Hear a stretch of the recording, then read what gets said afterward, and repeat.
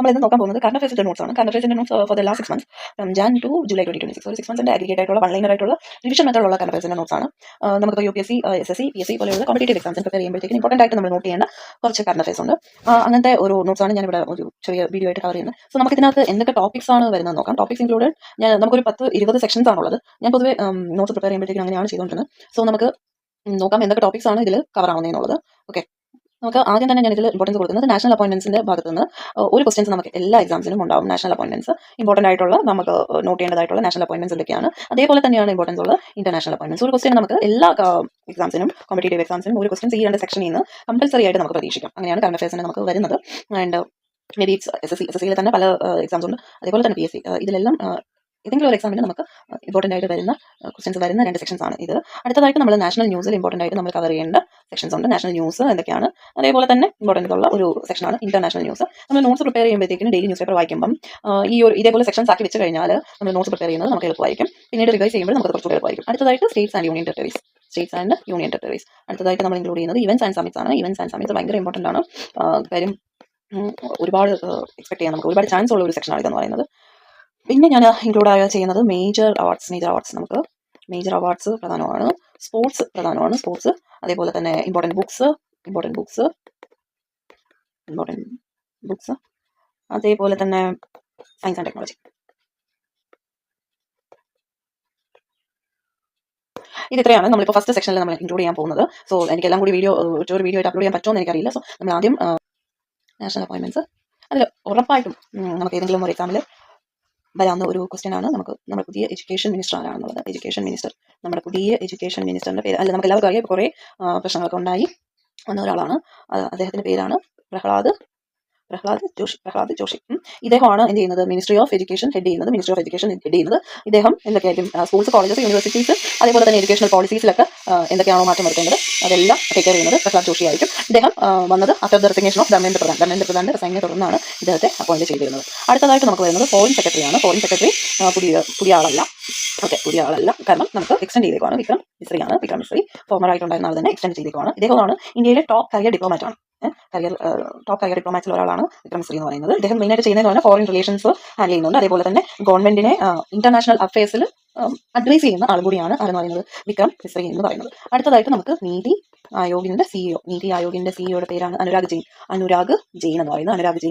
ഇദ്ദേഹം എന്ത് ചെയ്യുന്ന പറഞ്ഞാൽ നീതി ആയോഗിനെ ലീഡ് ചെയ്യും. അതേപോലെ തന്നെ ഗവൺമെന്റ് പോളിസീസിനെ ഒന്ന് വിലയിരുത്തി നോക്കുന്ന തിങ്ക് ടാങ്ക് ചെയ്യുന്ന ഒരാളാണ്. അതേപോലെ തന്നെ എക്കണോമിക്കും ഡെവലപ്മെന്റ് സ്ട്രാറ്റജീസിനെയൊക്കെ ഹെൽപ്പ് ചെയ്യുന്ന ഉത്തരവാദിത്തപ്പെട്ട ആളും ഇദ്ദേഹമായിരിക്കും. സോ അദ്ദേഹത്തിന്റെ പേരാണ് അനുരാഗ് ജെയിൻ എന്ന് പറയുന്നത്. അടുത്തതായിട്ട് CBDT ചെയർമാൻ എന്ന് പറയുന്നത് സെൻട്രൽ ബോർഡ് ഓഫ് ഡയറക്ട് ടാക്സസിന്റെ ചെയർമാനാണ്. അദ്ദേഹത്തിന്റെ പേരാണ് Ravi Agarwal. Central board of direct ടാക്സസിന്റെ ചെയർമാന്റെ പേരാണ് രവി അഗർവാൾ. ഇദ്ദേഹത്തിന്റെ റെസ്പോൺസിബിലിറ്റി എന്ന് പറഞ്ഞാൽ income tax administration take care ചെയ്യുന്നത് ഇദ്ദേഹമാണ്. അതേപോലെ തന്നെ ഹയർ എഡ്യൂക്കേഷന്റെ സെക്രട്ടറി എന്ന് പറയുന്നത് നരേഷ് പാൽ. ഇദ്ദേഹമാണ് ഹയർ എഡ്യൂക്കേഷൻ, അതായത് യൂണിവേഴ്സിറ്റീസ്, കോളേജസിന്റെ ഒക്കെ കാര്യങ്ങൾ മേൽനോട്ടം വയ്ക്കുന്നവരാണ് നരേഷ് പാൽ എന്ന് പറയുന്നത്. അടുത്തത് FATF വൈസ് പ്രസിഡന്റ്. FATF എന്ന് പറയുന്നത് മണി ലോണ്ടറിങ്, ടെറർ ഫിനാൻസിങ്, ഇതിനെയൊക്കെ ഫൈറ്റ് ചെയ്യാൻ വേണ്ടിയിട്ട് നമുക്ക് ഉള്ള ഒരു ഇന്റർനാഷണൽ ബോഡിയാണ്. ഇദ്ദേഹത്തിന്റെ പേരാണ് വിവേക് അഗർവാൾ. സോ നമ്മളിവിടെ ശ്രദ്ധിക്കേണ്ട നമുക്ക് മാറിപ്പോകുന്ന ഒരു സെക്ഷനാണ് CBDTയുടെ ചെയർമാൻ രവി അഗർവാളും FATFന്റെ വൈസ് പ്രസിഡന്റ് ആണ് വിവേക് അഗർവാൾ എന്നുള്ള കോമൺ നെയിം ഉള്ളതുകൊണ്ട് മാറിപ്പോകാൻ പാടില്ല. CBDTയുടെ, അതായത് സെൻട്രൽ ബോർഡ് ഓഫ് ഡയറക്ട് ടാക്സസിന്റെ ചെയർമാൻ രവി അഗർവാളും FATFന്റെ വൈസ് പ്രസിഡന്റ് വിവേക് അഗർവാളുമാണ്. FATF എന്ന് പറയുന്നത് ഒരു ഇന്റർനാഷണൽ ബോഡിയാണ്. അത് മണി ലോണ്ടറിംഗ്, ടെറർ ഫിനാൻസിംഗ് ഇതിനെയൊക്കെ ഫൈറ്റ് ചെയ്യാൻ വേണ്ടിയിട്ട് രൂപീകരിച്ച ഒരു ഇന്റർനാഷണൽ ബോഡിയാണ്. ഇദ്ദേഹത്തിന്റെ അപ്പോയിന്റ്മെന്റ് ഇന്ത്യക്ക് ഒരു മേജർ റെക്കഗ്നീഷൻ കൂടിയാണ്. കാര്യം അതൊരു വലിയൊരു അച്ചീവ്മെന്റ് ആയിട്ടാണ്. നമ്മളിവിടെ ഡയറക്ടർ മാറിയിട്ടുണ്ട്. അദ്ദേഹത്തിന്റെ പേരാണ് മഹേഷ് ദീക്ഷിത്. ഇദ്ദേഹമാണ് ഇന്ത്യയുടെ ഇന്റേണൽ ഇന്റലിജൻസ് ഏജൻസീസിനെ ഹെഡ് ചെയ്യുന്നത്. മെയിൻലി ഇവർ റെസ്പോൺസിബിൾ ആവുന്നത് നാഷണൽ ഇന്റേണൽ സെക്യൂരിറ്റിക്ക് ഇവർ ഉത്തരവാദിത്തമുള്ള ആൾക്കാരായിരിക്കും. സോ ഇത് ഇമ്പോർട്ടന്റ് ആണ്. ഇന്റലിജൻസ് ബ്യൂറോയുടെ ഡയറക്ടറിന്റെ പേരാണ് മഹേഷ് ദീക്ഷിത്. ആൻഡ് അടുത്തത് നാഷണൽ കമ്മീഷൻ ഓഫ് മൈനോറിറ്റീസിന്റെ ചെയർമാൻ മാറിയിട്ടുണ്ട്. നാഷണൽ കമ്മീഷൻ ഫോർ മൈനോറിറ്റീസിന്റെ ചെയർമാൻ മാറിയിട്ടുണ്ട്. അദ്ദേഹത്തിന്റെ പേരാണ് ഹർജിത് സിംഗ് ഗ്രവാൾ എന്ന് പറയുന്നത്. ഇദ്ദേഹമാണ് മൈനോറിറ്റി കമ്മ്യൂണിറ്റീസിന്റെ റൈറ്റ്സും ഇൻട്രസ്റ്റും ഒക്കെ പ്രൊട്ടക്ട് ചെയ്യാൻ വേണ്ടിയിട്ട് ബാധ്യസ്ഥനായിട്ടുള്ള ആൾ. അദ്ദേഹത്തിന്റെ പേരാണ് ഹർജിത് സിംഗ് ഗ്രവാൾ എന്ന് പറയുന്നത്. അടുത്തതായിട്ട് ഗ്ലോബൽ ഹെഡ് ഫോർ വാട്സപ്പ്. ഇത് നമുക്ക് കുറച്ചുകൂടെ റിലേറ്റബിൾ ആണ്. ലൈക്ക് ജെൻസി പിള്ളേർക്കൊക്കെ അവരിത് നോർമലി അറിഞ്ഞു പോകാൻ സാധ്യതയുള്ള ഒരു ന്യൂസും എന്നാൽ നമ്മളെ പോലെയുള്ള മിലേനിയൽസിന് പഠിച്ചു തന്നെ എടുക്കേണ്ട ഒരു കാര്യമാണ്. അദ്ദേഹത്തിന്റെ പേരാണ് കുണാൽ ഷാ. ഓക്കെ, ഇദ്ദേഹമാണ് എന്ത് ചെയ്യുന്നത്, വാട്സപ്പിന്റെ ഗ്ലോബൽ ബിസിനസ് ഓവറിന്റെ ഓപ്പറേഷൻസ് ഹെഡ് ചെയ്യുന്നത്. വാട്സപ്പിന്റെ ഗ്ലോബൽ ബിസിനസ്സും ഓപ്പറേഷൻസും ഒക്കെ ഹെഡ് ചെയ്യുന്ന ആളുടെ പേരാണ് കുണാൽ ഷാ. നമ്മുടെ ഡേ ടു ഡേ യൂസിൽ വരുന്ന ഒരു കാര്യമാണ്, എന്നാൽ നമ്മൾ ശ്രദ്ധിക്കാതെ പോകുന്ന ഒരു കാര്യമാണ്, അതുകൊണ്ട് തന്നെ അത് ഇമ്പോർട്ടൻ്റ് ആണ്. അടുത്തതായിട്ട് India's executive director at the world bank. India's executive director at the world bank. അതായത് ഈ വേൾഡ് ബാങ്കിൽ ഇന്ത്യനെ റെപ്രസെന്റ് ചെയ്യുന്ന ആളായിരിക്കും ഇദ്ദേഹം. നീൽകാന്ത് മിശ്ര എന്നാണ് അദ്ദേഹത്തിന്റെ പേര്. വേൾഡ് ബാങ്കിൽ ഇന്ത്യനെ റെപ്രസെന്റ് ചെയ്തിട്ട് പോകുന്ന ആളുടെ പേരാണ് നീൽകാന്ത് മിശ്ര എന്ന് പറയുന്നത്. അടുത്തതായിട്ട് ചീഫ് ഓഫ് ആർമി സ്റ്റാഫ്. അദ്ദേഹത്തിന്റെ പേരാണ് ജനറൽ ധീരജ് സേത്ത്. ഇദ്ദേഹമാണ് ഇന്ത്യൻ ആർമിയുടെ ഹെഡ് ആയിട്ട് വരുന്നത്. Head of Indian army general Dheeraj Seth ആണ് ചീഫ് ഓഫ് ആർമി സ്റ്റാഫ്. അടുത്ത CBSE ചെയർമാൻ ആരായിരിക്കും? പ്രശാന്ത് കുമാർ ലോഖാണ്ഡെ. അദ്ദേഹമാണ് CBSEയുടെ ചെയർമാൻ എന്ന് പറയുന്നത്. സെൻട്രൽ ബോർഡ് ഓഫ് സെക്കൻഡറി എഡ്യൂക്കേഷന്റെ ചെയർമാൻ എന്ന് പറയുന്നത് പ്രശാന്ത് കുമാർ ലോഖാണ്ഡെയാണ്. അടുത്ത chief of naval staff. Army naval ഇതെല്ലാം ഇമ്പോർട്ടൻ്റ് ആണ്, ശ്രദ്ധിക്കണം. ആർമി നേവൽ ഇതിൻ്റെയൊക്കെ ചീഫ് ഇമ്പോർട്ടൻ്റ് ആണ്. അഡ്മിറൽ കൃഷ്ണ സ്വാമിനാഥ് എന്നാണ് അദ്ദേഹത്തിന്റെ പേര്. ഇദ്ദേഹമാണ് ഇന്ത്യൻ നേവിയെ ഹെഡ് ചെയ്യുന്നത്. Chief of naval staff admiral Krishna Swaminath. He is the head of Indian navy. And അടുത്ത ഹൈ കമ്മീഷണർ ഓഫ് ബംഗ്ലാദേശ്. ഇതെല്ലാം ഇമ്പോർട്ടൻറ്റ് അപ്പോയിന്റ്മെന്റ്സ് ഈ കഴിഞ്ഞ 6 മാസത്തിൽ നടന്നതുകൊണ്ടാണ് ഇത് നമുക്ക് ഇമ്പോർട്ടൻ്റ് ആകുന്നത്. സോ അതുകൊണ്ട് ഇത് കവർ ചെയ്യുന്നത് ദിനേശ് ത്രിവേദി. നമുക്ക് തോന്നും ഹൈ കമ്മീഷണർ, ബംഗ്ലാദേശിലെ ഹൈ കമ്മീഷണർ നമുക്ക് എന്തിനാണ് ഇമ്പോർട്ടൻ്റ് ആവുന്നത് എന്നുള്ളത്. അല്ല, കറണ്ട് അഫയർ സെക്ഷനിൽ വരുമ്പോഴത്തേക്കിന് അത് വളരെ ഇമ്പോർട്ടൻ്റ് ആണ്. അദ്ദേഹത്തിന്റെ റീസെന്റ് അപ്പോയിന്റ്മെന്റ്സ് ആയതുകൊണ്ട് ക്വസ്റ്റൻസ് വരാൻ സാധ്യതയുണ്ട്. സോ പ്രത്യേകം നോട്ട് ചെയ്യണം. High commissioner of Bangladesh Dinesh Trivedi, അതായത് ഇന്ത്യൻ ടോപ്പ് ഡിപ്ലോമാറ്റിക് റെപ്രസെന്റേറ്റീവ് ആണ്. ഇന്ത്യയുടെ ടോപ്പ് ഡിപ്ലോമാറ്റിക് റെപ്രസെന്റേറ്റീവ് ആണ് ഇവിടെ ബംഗ്ലാദേശിൽ. അദ്ദേഹത്തിന്റെ പേരാണ് ദിനേശ് ത്രിവേദി. അടുത്ത് BJP national president, Bharatiya Janata പാർട്ടിയുടെ നാഷണൽ പ്രസിഡന്റ് മാറിയിട്ടുണ്ട്. അദ്ദേഹത്തിന്റെ പേരാണ് നിതിൻ നബിൻ. അടുത്തതായിട്ട് CMD food corporation of India is Ravindrakumar Agarwal. വീണ്ടും ഒരു അഗർവാൾ വന്നിരിക്കുകയാണ്. എനിക്ക് സെയിം നെയിം വരുമ്പോഴത്തേക്കിന് അങ്ങോട്ടും ഇങ്ങോട്ടും മാറാറുണ്ട്. എനിക്ക് കോമൺലി എല്ലാവർക്കും ആ പ്രോബ്ലം ഉണ്ടാവണമെന്നില്ല. സോ അത് പ്രോബ്ലം ഉള്ളവരാണെങ്കിൽ നമുക്കിപ്പോൾ 3 അഗർവാൾസ് വന്നിട്ടുണ്ട്.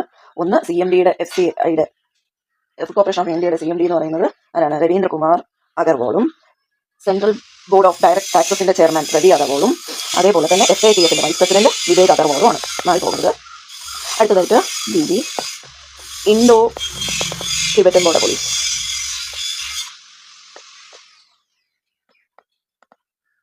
അതായത് ITBPയുടെ DG ആയിട്ട് വരുന്നത് ശത്രുഘ്നൻ സിംഗ് യാദവ്.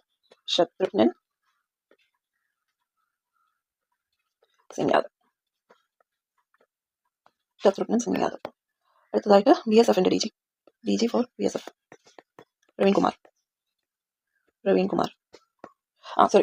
അതായത് നമ്മുടെ ഇന്ത്യ ചൈന ബോർഡറിലെ ഫോഴ്സിനെ ഗാർഡ് ചെയ്യുന്ന ടീമിന്റെ ഹെഡാണ് ആര്? ശത്രുഘ്നൻ സിംഗ് യാദവ് എന്ന് പറയുന്നത്. ഇന്ത്യൻ ചൈന ബോർഡറിലെ ടീമിനെ ലീഡ് ചെയ്യുന്ന ഫോഴ്സിന്റെ പേരാണ് ശത്രുഘ്നൻ സിംഗ് യാദവ് എന്ന് പറയുന്നത്. ബോർഡർ സെക്യൂരിറ്റി ഫോഴ്സിന്റെ ഇവർ കൺട്രോൾ ചെയ്യുന്നത് ഇന്ത്യ പാക് ബോർഡറാണ്. അതേപോലെ India Bangladesh border. Okay, so ഇത് രണ്ടും തമ്മിൽ വ്യത്യാസമുണ്ട്, മാറി പോകരുത്. ITBP എന്ന് പറയുമ്പോഴത്തേക്കിനും നമുക്ക് ഇന്ത്യൻ ചൈന ബോർഡറിലെ പുതിയ DG ആണ് ശത്രുഘ്നൻ സിംഗ് യാദവ്. അതേപോലെ തന്നെ ബോർഡർ സെക്യൂരിറ്റി ഫോഴ്സ് വരുന്നത് അത് ടേക്ക് ചെയ്യുന്ന ഇന്ത്യ പാകിസ്ഥാനും ഇന്ത്യ ബംഗ്ലാദേശിലെ ടേക്ക് ചെയ്യുന്ന ആളാണ് പ്രവീൺ കുമാർ എന്ന് പറയുന്നത്. അടുത്ത നേവിയുടെ ചീഫ് എന്ന് പറയുന്നത് ജനറൽ ധീരജ് സേത്ത് ആണ്. മാറി പോകരുത്, ജനറൽ ധീരജ് സേത്ത് ആണ്. അതേപോലെ തന്നെ നേവിയുടെയാണ് admiral Krishna Swaminath. Education minister Prahlad ജോഷിയാണ്. ഫോറിൻ സെക്രട്ടറി വിക്രം മിശ്രയാണ്. വീണ്ടും കണ്ടിന്യൂ ചെയ്യുവാണ്. അതേപോലെ സോ നമുക്ക് പുതിയ CMs ആരൊക്കെയാണെന്ന് ഒന്നുകൂടെ ഒന്ന് റിവൈസ് ചെയ്ത് പോകാം. പുതിയ CM ആയിട്ട് നമുക്ക് വന്നിരിക്കുന്നത് കർണാടകയിൽ ഡി ശിവകുമാറാണ്. പുതുച്ചേരിയിൽ എൻ രംഗസ്വാമി റീഅപ്പോയിന്റ് ആവുകയായിരുന്നു. വെസ്റ്റ് ബംഗാളിൽ സുവേന്ദു അധികാരിയാണ്. ആദ്യത്തെ BJP CM ആണ് സുവേന്ദു അധികാരി എന്ന് പറയുന്നത്. വെസ്റ്റ് ബംഗാളിൽ പോലുള്ള ഒരു സ്ഥലത്ത് ആദ്യത്തെ BJP CM ആണ് സുവേന്ദു അധികാരി എന്ന് പറയുന്നത്. ആസാമിലെ ഹിമന്ത ബിസ്വ ശർമ്മയാണ് റീഅപ്പോയിന്റ് ആവുകയായിരുന്നു. കേരളത്തിൽ VD സതീശനാണ് പുതിയ കോൺഗ്രസിന്റെ CM ആണ് VD സതീശൻ. അടുത്തത് തമിഴ്നാട് വിജയാണ്. ബീഹാറിൽ സാമ്രാജ് ചൗധരി ആണ് വന്നത്. അദ്ദേഹം റീപ്ലേസ് ചെയ്തത് നിതീഷ് കുമാർ എന്നാണ് റീപ്ലേസ് ചെയ്തിട്ടാണ് സാമ്രാജ് ചൗധരി വരുന്നത്. മണിപ്പൂരിൽ എൻ ബൈരൻ സിംഗ് ആണ് നമുക്ക് പുതിയതായിട്ട് നാഷണൽ അപ്പോയിന്റ്മെന്റ്സിൽ വരുന്ന പുതിയ CMകളുടെ അപ്പോയിന്റ്മെന്റ്സ്. നമ്മൾ നോക്കാൻ പോകുന്നത് നാഷണൽ അപ്പോയിന്റ്മെന്റ്സിൽ ഇമ്പോർട്ടൻ്റ് ആയിട്ടുള്ള ഗവർണേഴ്സും വന്നിട്ടാണെന്നുള്ളതാണ്. തെലങ്കാനയിലെ ഗവർണറുടെ പേരാണ് ശിവപ്രതാപ് ശുക്ല എന്നാണ് അദ്ദേഹത്തിന്റെ പേര്. അദ്ദേഹം നേരത്തെ ഗവർണറായിരുന്നത് ഹിമാചൽ പ്രദേശിലെ ഗവർണറായിരുന്നു നേരത്തെ. ഫോർമർ ഹിമാചൽ പ്രദേശ്. ഓക്കെ, അടുത്തതായി മഹാരാഷ്ട്രയിൽ ജിഷ്ണുദേവ് വർമ്മയാണ്. ജിഷ്ണുദേവ് വർമ്മ അദ്ദേഹം നേരത്തെ തെലങ്കാനയിലായിരുന്നു ഗവർണറായിരുന്നത്. ജിഷ്ണു ദേവ് വർമ്മയ്ക്ക് മുന്നേ തെലങ്കാനയിലെ ഗവർണറായിരുന്നു അദ്ദേഹം. അതേപോലെ തന്നെ വെസ്റ്റ് ബംഗാളിൽ ആർ എൻ രവിയാണ്. R N Ravi previously governor of Tamil Nadu. തമിഴ്നാടുവിലെ പ്രീവിയസ് ഗവർണറാണ് ആർ എൻ രവി എന്ന് പറയുന്നത്. നാഗാലാൻഡിൽ നന്ദകിഷോർ യാദവ് ആണ്. Nandakishore Yadav former Bihar assembly സ്പീക്കറാണ്.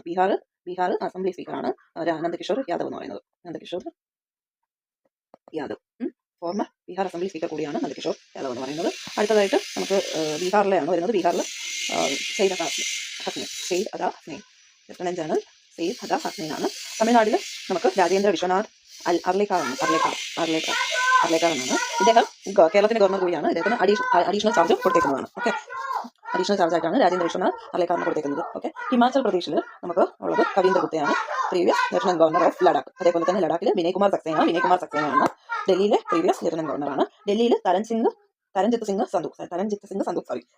സന്ധു ആണ്. ഇദ്ദേഹം ഫോർമർ ഡിപ്ലോമാറ്റ് കൂടിയാണ്. അതേപോലെ തന്നെ ഇമ്പോർട്ടന്റ് ആയിട്ടുള്ള ഒരു റിക്രൂട്ട്മെന്റ് ആണ് ഡെപ്യൂട്ടി ചെയർമാൻ രാജ്യസഭ. ഇത് വളരെ ഇമ്പോർട്ടന്റ് ആണ്. ഒരു ക്വസ്റ്റ്യൻ നമുക്ക് പ്രതീക്ഷിക്കാം, ഏതെങ്കിലും ഒരു PSCക്ക് നമുക്ക് പ്രതീക്ഷിക്കാം. ഹർവിനാഷ് നാരായൺ സിംഗ് എന്നാണ് അദ്ദേഹത്തിന്റെ പേര്, deputy chairman of Rajya Sabha. So ഇത്രയാണ് നമ്മൾ നാഷണൽ അപ്പോയിന്റ്മെന്റ്സിൽ ഇമ്പോർട്ടന്റ് ആയിട്ട് കവർ ചെയ്യേണ്ട current affairs last 6 months. Okay,